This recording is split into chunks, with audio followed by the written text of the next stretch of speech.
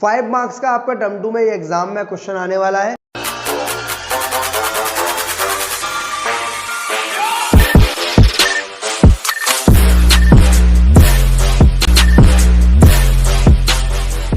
जय हिंद जय भारत दोस्तों, welcome to our channel genius of commerce. Guys, आज की इस वीडियो बात करने वाले सर 10 बेहतरीन डिसोल्यूशन की एंट्रीज आपके अपने फेवरेट रियलाइजेशन अकाउंट में भी वहां पर काम आएगी आपके, और सेपरेट जर्नल एंट्रीज भी आ सकती हैं। वैसे भी ये क्वेश्चन 6 मार्क्स से 8 मार्क्स के लिए इंपॉर्टेंट हुआ करता था, जो कि आपके लिए इंपॉर्टेंट है। फटाफट से स्टार्ट करते हैं। यहाँ पे मैंने हर तरीके की जर्नल एंट्री डाल रखी है जो आपके एग्जाम के लिए स्पेशल हो सकती है, एज वेल एज ये जर्नल एंट्रीज अगर आप एक बार और कर जाएंगे तो आपको एग्जाम में बहुत ज्यादा बेनिफिट देंगी। पॉइंट नंबर 1 है sir, realisation expenses paid by partner के ₹3000। रियलाइजेशन एक्सपेंसेस को पे किया है पार्टनर के ने, तो उसकी क्या जर्नल एंट्री बनेगी हमें बताइए। सर नॉर्मली तो रियलाइजेशन एक्सपेंसेस पे करने की एंट्री बनती है realisation account debit to bank या realisation account debit to cash. सारे बच्चों को ये बात पता होगी, बट क्योंकि यहां पर रियलाइजेशन एक्सपेंसेस पार्टनर ने पे करे हैं, इसके लिए कैश की जगह वहां पर किसका नाम आ जाएगा दोस्त? पार्टनर का। पार्टनर का नाम क्या है? के। तो एंट्री बन जाएगी realisation account debit to K's capital. Amount यहां लिखेंगे 3000 और यहां लिखेंगे दोस्त 3000 रुपए। नरेशन बहुत सिंपल है, पूरा वही छाप दूंगा मैं। Realisation expenses paid by partner के। कौन पे करेगा दोस्त रियलाइजेशन एक्सपेंसेस? पार्टनर के। पॉइंट नंबर 2 की बात करते हैं दोस्त, creditors of ₹40,000 paid at 5% discount. Creditor आपको पता है एक लायबिलिटी होती है, और लायबिलिटी को जब हम पे करते हैं तो रियलाइजेशन डेबिट होता है और बैंक क्रेडिट होता है या कैश क्रेडिट होता है। अगर पार्टनर पे करता तो सेम टू सेम ऐसी एंट्री बन जाती, बट यहां पर पार्टनर ना पे कर एकदम सिंपल वाली जनरल एंट्री है। मैंने सभी तरीके की जनरल एंट्रियां डाली हैं, सभी तरीके की एडजस्टमेंट डालने की कोशिश करी है। आई होप कि यहीं से वो 5 नंबर का क्वेश्चन आएगा जिसका आप इंतजार कर रहे हो। रियलाइजेशन अकाउंट डेबिट, सर यहां पर क्रेडिटर अकाउंट डेबिट नहीं होगा बेटा, हर एसेट हर लायबिलिटी का नाम क्या है आपका? रियलाइजेशन। तो आपके यहां पर creditor, debtor, furniture, typewriter, scooter, mobile phone, सभी चीजें आपकी रियलाइजेशन के नाम से जानी जाती हैं। तो आप लायबिलिटी पे कराओगे तो realisation account debit to cash या फिर बैंक अकाउंट क्रेडिट होगा, और अगर आप एसेट रियलाइज कराते हो तो ये एंट्री उल्टी बन जाएगी। जब आएगी तब बताऊंगा। 40,000 में 5% का डिस्काउंट है, उस 5% को आप यहां पर साइड में कैलकुलेट कर लें। 40,000 का 5% आएगा 2,000, और क्योंकि डिस्काउंट है तो हम 40 में से 2 माइनस करेंगे और अमाउंट लिख देंगे 38,000। आई होप कई सारे बच्चों को पहले से ही जनरल एंट्रीज आती होंगी, साथ साथ करेंगे तो सीख जाएंगे। मैंने सभी तरीके की 10 डाल रखी है। यहां लिखेंगे क्रेडिटर्स, सेम वही छाप दूंगा, देखना मैं, ऑफ ₹40,000, सेम वही जैसा लिखा है, पेड एट 5% डिस्काउंट। 40,000 के क्रेडिटर को हमने पे करा है 5% डिस्काउंट में। Point number 3, an old typewriter not recorded in the books sold at 2,000। Not recorded in the books का मतलब है ये चीज हमारे बैलेंस शीट में शामिल नहीं थी, इसे अनरिकॉर्डेड एसेट बोला जाता है। ये एडजस्टमेंट में दिखाई देती है, हमें उससे कोई फर्क नहीं पड़ता एसेट रिकॉर्डेड है, अनरिकॉर्डेड है, टेंजिबल है, इंटेंजिबल है, करंट है, नॉन करंट है, इन्वेस्टमेंट है। बस वो कैश बैंक नहीं होना चाहिए, क्योंकि कैश और बैंक आपस में खुद ही वो कैश बैंक बनने वाला है। बाकी सभी एसेट को रियलाइज कराने की एक ही एंट्री बनती है, बैंक टू रियलाइजेशन, और पार्टनर ले जा रहा है तो partner to realisation. I hope मैं आपको रिवाइज कराता जा रहा हूँ साथ साथ, ताकि जब ये एंट्रीज आए तो आपको अच्छे से समझ में आए। तो दोस्त यहां पर आएगी बैंक अकाउंट डेबिट, कैश भी लिख सकते हैं सर, बिल्कुल लिख सकते हो, पर कोशिश करना बैंक की लिखो। Bank account debit to realisation, just इससे अपोजिट। लायबिलिटी की एंट्री बनती है रियलाइजेशन टू कैश, एसेट की बनती है बैंक टू रियलाइजेशन। रीजन क्या है दोस्त? लायबिलिटी पे करोगे तो पैसा जाएगा, एसेट रियलाइज करोगे तो पैसा आएगा। एग्जांपल के लिए मैं ये चेयर उठाकर अभी बेच दूं, ये बेच दूं मार्केट में, तो मेरे पास पैसा आएगा या जाएगा? सर मेरे पास पैसा आएगा, इसलिए मैंने बैंक को क्या किया है? डेबिट। सर पर यार चेयर क्रेडिट नहीं करी आपने, वहां पर टाइपराइटर लिखा, टाइपराइटर नहीं बेटा, मैंने आपको बोला हर एक चीज आपकी क्या बन चुकी है? रियलाइजेशन, चाहे वो एसेट हो चाहे वो लाइबिलिटी, क्योंकि हम सभी को बेचने जा रहे हैं। अब bank account debit to realisation, sir यहाँ अमाउंट कितना लिखा है 2000 5000 या दोनों के बीच का डिफरेंस, बेटा जितने का बिकता है 2000 रुपए, हमें 5 का बेच सकते थे, हमारी ऐसी तमन्ना थी दिल की कि 5000 का बिकना चाहिए या 5000 का बिकता, पर हमारा बिका जितने का, हमें उससे मतलब बैंक टू रिलेशन वही डालेंगे या लिखेंगे सर ओल्ड टाइपराइटर का, नहीं typewriter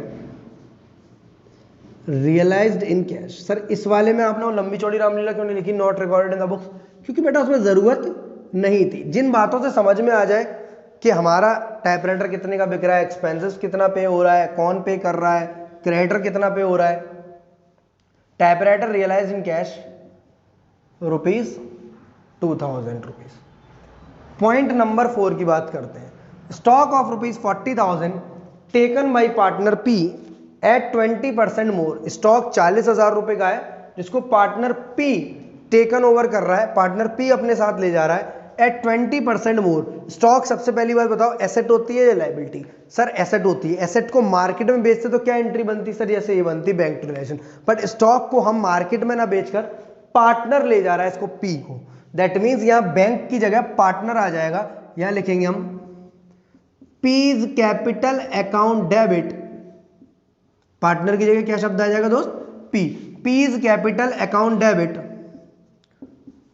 to realisation account, P's capital account debit to realisation account.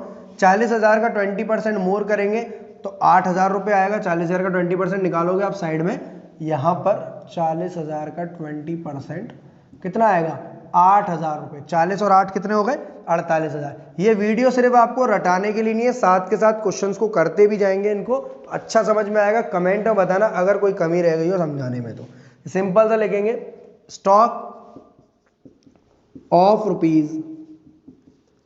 ₹40,000 taken by partner P. Sir आप नरेशन सेम ऐसे छाप देते बिल्कुल, partner P at 48,000। Point number 4 के बाद next entry that is point number 5, bank loan of ₹15,000 paid along with 6 month interest at 12% per annum. इस adjustment को इसलिए डाल दिया ताकि कैलकुलेशन आपसे थोड़ी सी करा ले, आपसे एंट्री करा ले, क्योंकि एंट्री तो ऑलमोस्ट हम इसकी ऐसे कर चुके हैं, रियलाइजेशन टू बैंक होगी इसकी एंट्री, क्योंकि बैंक लोन एक लाइबिलिटी है और लाइबिलिटी को पे कराते समय पैसा आएगा या जाएगा, सर पैसा जाएगा, और पैसा जाएगा तो रियलाइजेशन डेबिट होगा। सर अगर कोई पार्टनर पे करता तो मैं उसका नाम लिख देता ऐसे करके, बहुत ज्यादा कठिन नहीं है बेटा डिसोल्यूशन, बिलो एवरेज बच्चा भी सीख सकता है, बस वो अपने आप को बिलो एवरेज मानता ना हो। Realisation account debit to bank account, sir इसमें अमाउंट कितना डालना है 15,000 या 15,000 का 12% कैलकुलेट करना है, या 15,000 का 12% कैलकुलेट कर 6 महीने के इंटरेस्ट लगा कर उसमें जोड़ना है। तो सर सबसे पहले 15,000 तो लेगी आपसे बैंक, ये थोड़ी ना कह रही है कि 15,000 की जगह इंटरेस्ट दे जाओ, बोल रही है 15,000 का लोन है उसको अलोंग विद मतलब इंटरेस्ट के साथ पे करना है, आपने 6 महीने की उनकी इंटरेस्ट अभी तक नहीं दी है, तो 15,000 का 12% 6 महीने, 12 से 12 कट गया, 15 छिक्के 90, 900 रुपए की इंटरेस्ट है और 15,000 रुपए का लोन है, तो ये आएगा आपका 15,900 रुपीज, 15,900 रुपए आपको पे करने, 15,000 की बैंक लोन और 900 रुपए का आपका इंटरेस्ट। तो सिंपल लिखेंगे दोस्त, bank loan of ₹15,000 paid along with, sir आपने तो ऐसा बता दिया कि नरेशन हम कभी अब रटेंगे ही नहीं, समझेंगे सीधे वहीं से उठाकर लिख देंगे, अलोंग विद इंटरेस्ट ऑफ ₹900। भाई नरेशन में उसे बताना होता है कि क्या पेमेंट किया, कैसे किया, काम खत्म, बैंक लोन पे किया, सही एंट्री बनाई है, इंटरेस्ट के संग पे करिए, सही एंट्री बनाई है। पॉइंट नंबर 6, सन्ड्री क्रेडिटर, सबसे जबरदस्त वाली एंट्रीज यहां से स्टार्ट हो रही है। तो सन्ड्री क्रेडिटर है 2 लाख रुपए के, ध्यान देना, took over land and building. Sir ऐसी वाली एंट्री वो होती है ना, एक लाइबिलिटी और एक एसेट आपस में जो लोग सेटलमेंट कर लेते थे और फुल सेटलमेंट वर्ड लिखा होता था तो हम उसको नो एंट्री पास करते थे, वैसा कुछ है क्या, थोड़ा थोड़ा वैसा ही है। नो एंट्री वाली चीजें आपको समझ में आती है इसलिए मैंने वो नहीं डाली है। ये वाली एंट्री इंपॉर्टेंट है, 2016, 17, 18, 19 के कई सारे एग्जाम्स में ये बार बार पूछी गई है। सन्ड्री क्रेडिटर है सर 2 लाख रुपए के, took over land and building of 3,50,000। एक मेरी बात बताओ, मेरा क्रेडिटर है वो मेरी लाइबिलिटी है, मैं उसको पैसे नहीं दे पा रहा हूं, मैंने पैसे की जगह बिल्डिंग दे दी, क्रेडिटर का नाम भी रियलाइजेशन है और बिल्डिंग का नाम भी रियलाइजेशन है। एसेट लायबिलिटी आपस में सेट ऑफ हो गई, बट यह वर्ड नहीं लिखा फुल सेटलमेंट। बोला भाई क्रेडिटर 2 लाख का था, आपकी बिल्डिंग 3.5 लाख की थी, मतलब एसेट आपकी महंगी थी, इसका मतलब आपके पास पैसा आएगा। And remaining amount paid by him in cash, मतलब रिमेनिंग अमाउंट जो बचा है 1.5 लाख रुपए का, देखो 2 लाख की क्रेडिटर और 3.5 लाख की बिल्डिंग, रिमेनिंग अमाउंट उन्होंने हमें पे किया है, तो एक तो बन जाएगी नो एंट्री। नो एंट्री क्यों बनेगी?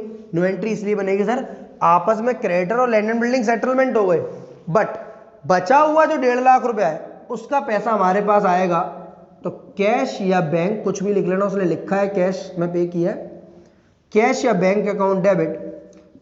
इसलिए बेटा कैश या बैंक करते हैं क्योंकि कैश और बैंक का दोनों का बैलेंस एक ही जगह जाना है लास्ट में बैंक अकाउंट में। कैश या bank account debit to relation.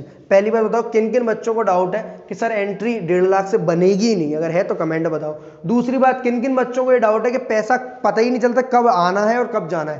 देखो एसेट आपकी महंगी होगी, जैसे यहां पर है बिल्डिंग आपकी 3.5 लाख की, एसेट आपकी ज्यादा अमाउंट की है तो पैसा आएगा, समझ गए, और लायबिलिटी आपकी ज्यादा की होती है, 4 लाख होता है तो पैसा आपका जाता है, नेक्स्ट एंट्री में जाएगा।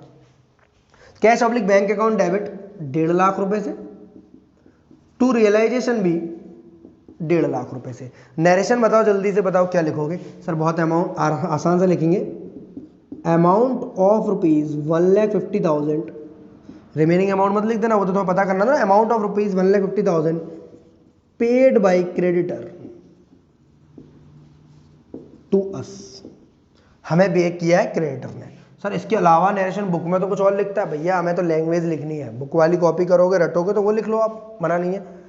बिल्स रिसीवेबल, अगेन एक एसेट की बात कर रहा है, बिल रिसीवेबल है 50,000 रुपए के, क्रेडिटर ले जा रहे हैं 75,000 रुपए के, and remaining amount paid to him in cash, remaining amount हमने उनको दिया है। देखो साफ देख लो, इस बार आपकी एसेट सस्ती है, क्रेडिटर महंगी है, एसेट कम की है, क्रेडिटर ये। इसके आगे अगर वर्ड फुल सेटलमेंट लिखा होता तो मैं नो एंट्री कर देता, फिर मुझे और भी कोई एंट्री करने की जरूरत नहीं थी, पर यहाँ नो एंट्री तो होगी, एसेट ने लायबिलिटी को आपस में कंपनसेट किया है, पर जो बचे हुए 25,000 है वो मेरी से बताओ पैसे आएंगे या जाएंगे?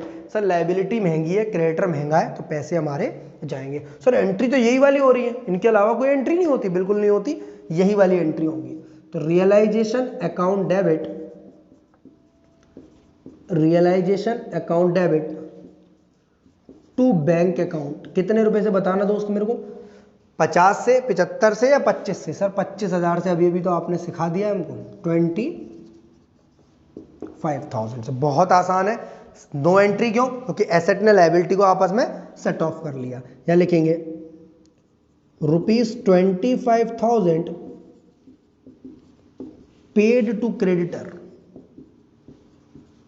इन कैश, बैंक ऑब्लिक कैश कर लो, ठीक है सर। हम बैंक ऑब्लिक कैश लिख के आ सकते हैं, मना नहीं है, खाली कैश लिख दोगे तो भी मना नहीं है, खाली बैंक लिख दोगे तो भी मना नहीं है।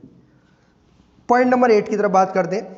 Creditor of ₹90,000 accepted 45,000 in cash, creditor ने 90,000 की, जिन्होंने 45,000 हमसे कैश लिया, and investment worth ₹43,000 in full settlement of his claim. Creditor जो है 90,000 के, 45,000 हमसे कैश लिया और इन्वेस्टमेंट लिया 43,000 का, मतलब लायबिलिटी से एसेट का खात्मा करा है। ये इन्वेस्टमेंट एसेट है और ये लायबिलिटी है, आपस में सेट ऑफ हो गए और फुल सेटलमेंट है, मतलब यहाँ नो एंट्री होगी।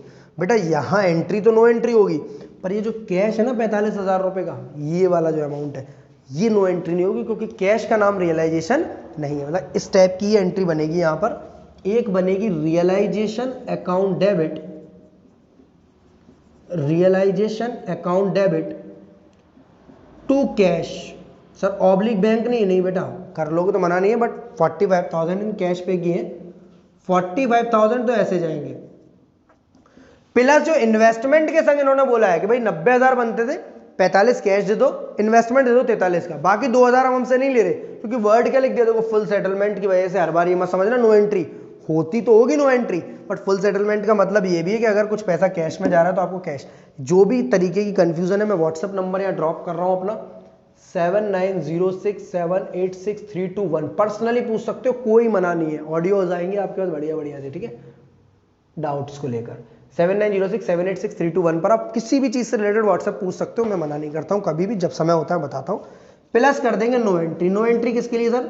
वो जो हमारे क्रेडिटर इन्वेस्टमेंट ले गए उसके लिए हम उनकी कोई भी एंट्री पास नहीं करेंगे, क्योंकि वर्ड लिख दिया उन्होंने फुल सेटलमेंट। उनके बचे 45,000 थे, देखो 90 की जगह 45 ले लिए, 45,000 बचे 45 के 45 नहीं मान रहे, बोले इन्वेस्टमेंट दे दो 43। तो गाइस नेक्स्ट एंट्री जो आपकी 9 और 10 दोनों ही एंट्री बहुत ज़्यादा इंपॉर्टेंट है, ध्यान से समझना, ताकि यहाँ अगर समझ में आ जाए तो वहाँ पर अगर थोड़ी सी भी लैंग्वेज चेंज हो जाए तो आप उसको समझ कर सही कर पाएंगे।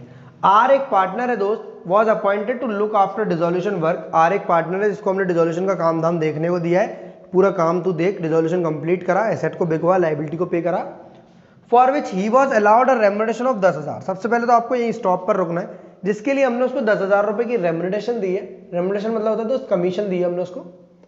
तो अगर हम पार्टनर को कभी भी कमीशन पे करते हैं या कमीशन देते हैं तो उसकी वही सेम जनरल एंट्री बनती है जैसे पार्टनर ने रियलाइजेशन एक्सपेंसेस पे करे थे, या फिर पार्टनर कभी कोई लाइबिलिटी पे करता है, या फिर हम उसको कमीशन पे करते हैं, तीनों की सेम ही एंट्री बनती है। रियलाइजेशन हर केस में डेबिट होगा दोस्त, और पार्टनर का कैपिटल अकाउंट हर एक केस में क्रेडिट किया जाएगा।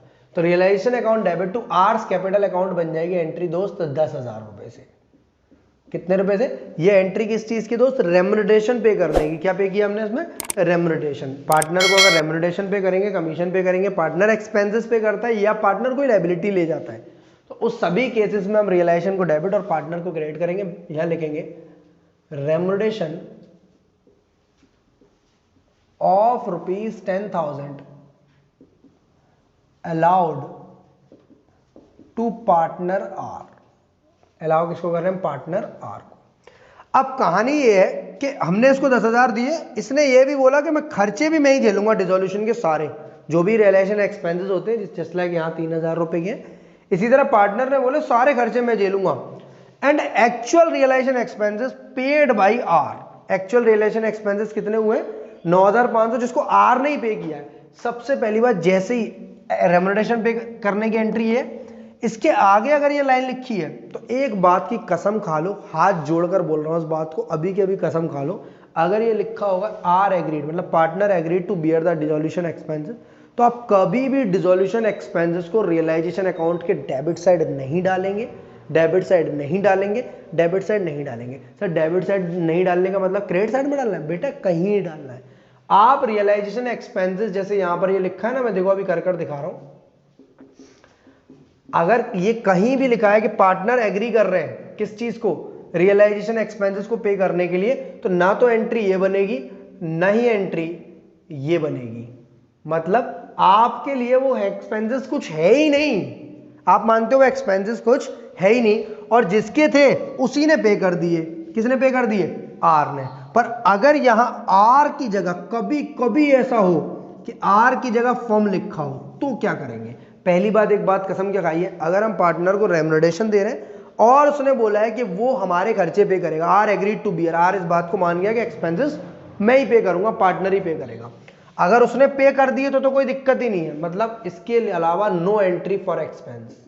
अगर उसने पे कर दिए तो कोई दिक्कत नहीं है। बट 1% अगर उसने पे नहीं किए और फर्म ने पे किए, अगर ऐसा हो, दूसरी वाली एंट्री बता रहा हूं, मतलब कंप्लीट करा रहा हूं मैं आपका, तो उस केस में भैया एक कसम क्या खाई थी अभी कि रियलाइजेशन डेबिट नहीं करना, तो हम वापस आर को डेबिट करेंगे। इसके लिए मोस्ट इंपॉर्टेंट इलस्ट्रेशन है इलस्ट्रेशन नंबर 2 और इलस्ट्रेशन नंबर 3। एग्जाम में आए हुए इलस्ट्रेशन है, डीके गोयल सर की बुक से, एक बार जरूर कर जाना। इंपॉर्टेंट क्वेश्चन में भी मैंने आपको बताया, आर्स कैपिटल टू बैंक कब बनती है एंट्री दोस्त? कब बनती है एंट्री? सर गलती से भी रियलाइजेशन नहीं डेबिट करना, नहीं करना। कब? जब लिखा हो पेड बाई फॉर्म।